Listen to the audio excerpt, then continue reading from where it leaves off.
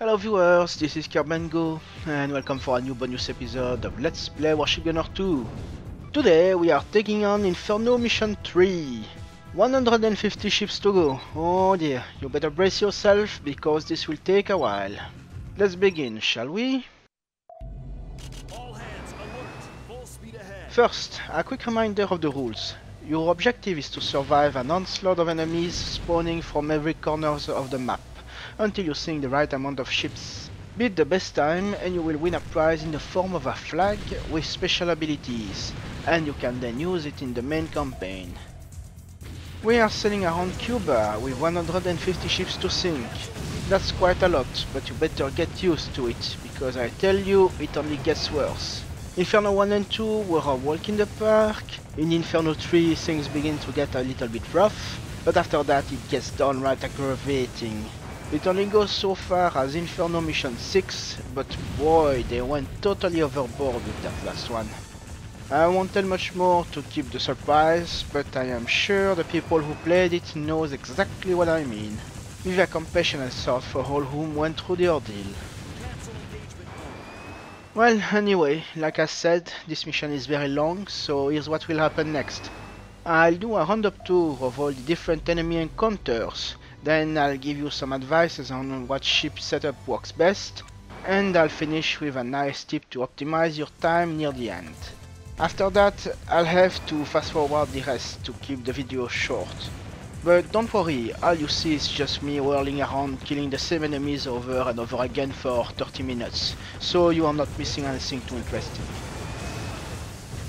Well, let's begin the enemy roll call with this trio of easy class battle carriers. They spawn on the northwest corner of the map and sail toward the center. They are well armed and tougher than average. Now, in terms of time to kill, it would make sense just to ignore them to focus on smaller, easier targets, but I strongly advise using them for your own safety. The real danger comes from the overwhelming flood of aircraft they can produce. If you don't do something, all chances are you'll die slowly from the air strikes. Also, airplane bombs have a high chance to cause engine damage, which you will agree does not help at all in a time attack. So, to stop the planes ganking on you, you better eliminate the battle carriers whenever they appear.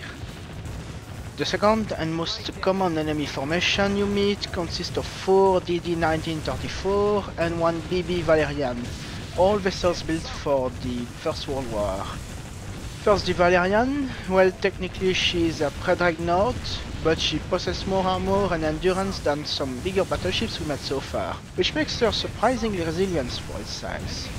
On the other hand, the destroyers are easy target and they should represent a good part of your kills at the end of the mission. Next up is a DD Vindex, or actually a Russian Slava class destroyer. This one usually sails nearby the islands. It does not have that much HP but packs anti-ship missiles, so approach with great care. And finally, you'll occasionally find an SS-9 in your way.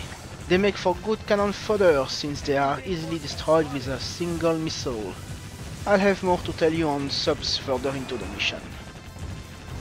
So to summarize, all the aforementioned enemies respawn regularly, and you should be able to grind through most of them with ease. Though make sure to systematically eliminate the battle carriers when they spawn. Again, do not underestimate their air power. 1 carrier is a nuisance, 3 are a deadly menace. So that's for the enemy list. Now that's over, I'll give you a few recommendations on what kind of ship you want to use. Your ship of choice should be a battleship or a battle carrier by virtue of their high endurance. Using a carrier is ill-advised. Your interceptors might be great against enemy aircrafts, but they are vulnerable themselves, and you will eventually lose them all, leaving you defenseless. Try to strike a happy medium between armor and speed. Think about it, it's a race against time after all. Use long-range gun and missiles on surface targets. Then, to fend off airplanes, do not hesitate to cover your deck in machine guns, high-angle guns, rapid-fire cannons, missiles, what have you. Finally, very important, make sure you have anti-sub missiles aboard. They become invaluable near the end. Alright, this concludes my explanation. With all that said, you guys should be ready to take on Inferno 3 yourselves. Come on, be courageous, guys. Now then, as promised, I'll put some nice combat music picked from the game and fast forward the rest of the video. I see you back at the end. Ready? Engage fast mode.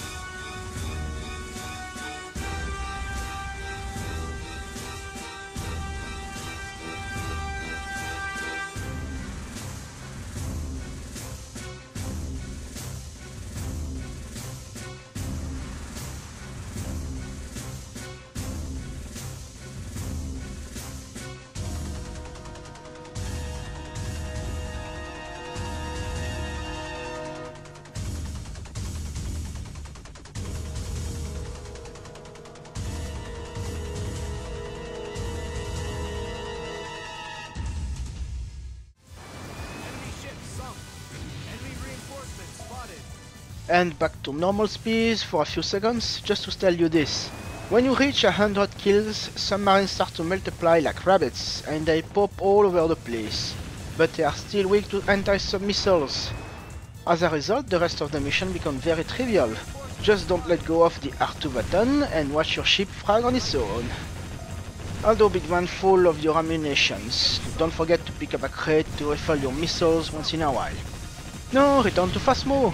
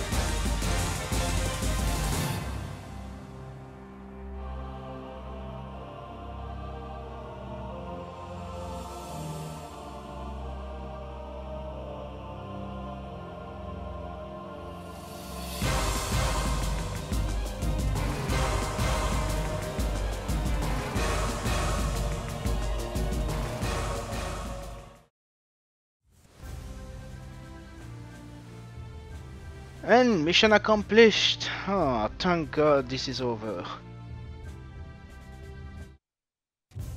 Well, on to the results. 27 minutes 23. When I told you this was a long mission. Anyway, for all the pain we are rewarded with the cursed flag. Awesome! Now, I skipped the part where I saved so I can directly show you the entry in the flag collection. Here we go, cursed flag. Flying this flag in battle decreases the accuracy of enemy attacks. So basically it acts like an electronic jamming device.